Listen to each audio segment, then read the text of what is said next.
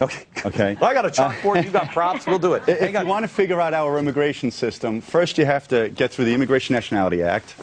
Then you have to get through the Code of Federal Regulations. And this is going to be your answers. So if you want to know about our backlogs, why it takes forever to get a visa to come to the United States, you have officers who are not lawyers that have to muddle through all of this work, and you have to hire a lawyer to explain to the officer. And if he doesn't get it right, we have to go to court.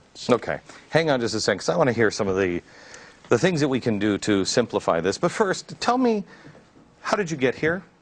I came here on a barge from Vietnam in 1975. A whole bunch of people just leaving at maybe 3 o'clock in the morning, and we all left on the barge. And then we were supposed to bound for Japan. And Japan didn't want us, so we were just stuck out in the middle of the ocean. And then Cambodia kind of saw a barge being pulled by a tugboat, and they bombed us. How old were you? I was 12 years old. So. And then you came here. We took you in. Yes, the Navy ship rescued us. Maybe a week or two later, we were just sitting in the Pacific Ocean on a barge. So, and you came to this country with a banana. Yep. That's all you had. That's all we had in a house to grab immediately to go with us, because Vietnam there's no refrigerator, so you can't have anything that's perishable. You buy daily at the grocery store, and so the only thing that's not perishable is bananas. Wow. So my sister and I just left, and then. Do you still have that banana? I was so hungry, I had to eat it. And I still have that banana. I should have saved it. Yeah. And now, I mean, now you're here. You're an American citizen. Mm-hmm. Life is a little different. What do you do now? I'm a stay-home mom. I have a son that goes to Regis High School. He's a freshman. I really nothing. Yeah. I just hang out with my friends who watch your show every day, and we do. Yeah. So and we listen to radio talk show. But well, what I meant was that your life is, you have become an American citizen, and you're living the life of a dream of an American. Yes. I love this country. It was hard to come over. I still miss my family. I've been back to Vietnam about 8 years ago. Yeah. And it's not the same anymore. It's changed a lot. Vic, how'd you come? In 1967, my dad worked for the Mexican airline in Mexico City. He was transferred to Phoenix, Arizona. So they sent him out, and while he was in Phoenix, all the paperwork started to get our visas, and consequently around 6 months later, we got our visas. The paperwork came back from Washington. My dad came back to Mexico, and he had my mom, my 2 sisters, myself, and we all flew back into Phoenix on a DC-6. How? Why did you come? Why did you come here? Work. That's from just for, no, no, but just for work. I mean, you became an American citizen. Why? Why did you leave? Because I believe in this country. Well, how do you feel? Let me ask this of the entire audience first. How many of you support the Arizona law? There is no one with their, except for your father. You support? Yeah, okay, there we go. So say this is going to get real interesting. And why is that? How do you? It's turned into anti-immigrant, but we are the country that was built by immigrants. I think we need immigrants more than ever before, because too many people like me, who grew up here for generations, we have no idea what we have. We have no idea. We don't even value our freedom or a police force that you can trust. I mean, I look down at Mexico and I see what's happening there, and I think, how do people live like that? I have a friend who just started a business down in Brazil, and he said 50–60% of the judges are all on the take. How do you do that? We don't appreciate it. So this has become about race. As an immigrant, why do you, Vic, let me start with you. Why do you hate Hispanics so much? You know, of course I don't hate Hispanics, but what I see is a lot of entitlement. and the people that think that they have the right to come to America just because they need a better place, a place to make a better life. I had personal contacts where I don't see, and people that I met that have immigrated legally and illegally, you know, they're in it for making a dollar, and they are not show any allegiance to the flag of the United States, to the country, to the government, to the gringos. The ones that I've had the pleasure to speak with, you know, they have plans to going back to their country. You know? There's nothing wrong with that. Migrant workers, right? But we have how many of you feel that this is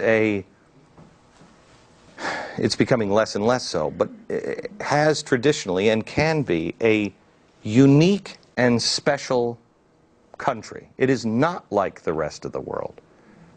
Absolutely. Raise your hands. Absolutely it is. Okay. Is the problem that, and Lan or Vic or anybody in the audience, is the problem that we ourselves, our country, and the rest of the world have just tried to make everybody the same? That there is no difference between countries? There's nothing special about this land? That it's all about human rights? What, the planet is the planet, and we're all together in this thing? And we are, but there is something unique and different that allows people to come here. Okay, we'll be right back. We have much more to talk about, and little from me, a lot from them.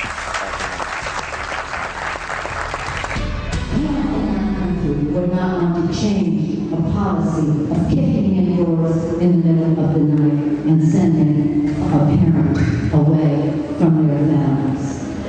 It must be stopped. What value system is that? I think it's un-American. I think it's un-American.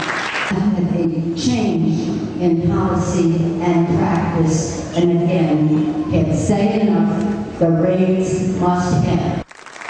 May I ask a question? Because I read the news just every day, and I only read several papers every day and work at a news network. Has anybody had their door ever kicked in? Do you know anybody who's had their door kicked in the middle of the night? Know anybody? You know somebody who's had their door kicked in the middle of the night? Yes, my sister was robbed twice. And the police came and helped her? Yes. Okay, yeah. No, I mean kicked in by the police. I've never heard that. Pia, you were the one who, when we were talking before the show, you brought this video clip up, and you talked about you have something to say about this clip. Well, what I have to say is that seems that our politicians today, they always go around and look for sympathy about this issue with immigration. Meanwhile, they forget to lead. They forget to enforce the law. They forget what this is all about. I resent the fact that other people, they cut the line and they just go ahead without doing any work. I was separated a year and a half when I was a teenager from my mother to do the right procedure to come in the United States, to join this beautiful nation. And I resent Mrs. Pelosi when she tried to talk to the American people, and I think she's looking for sympathy to try to say that this poor illegal immigrant, they get a split from their families. Well, those illegal immigrants, Mr. Becker, they knew then they leave their family behind. Let me ask this. What if I say that we should enforce our laws, and I mean equally, it's equal justice, not social justice, equal justice. We're all treated the same. You break the law, I break the law, we pay the price. I say that, and I, of course, am a racist.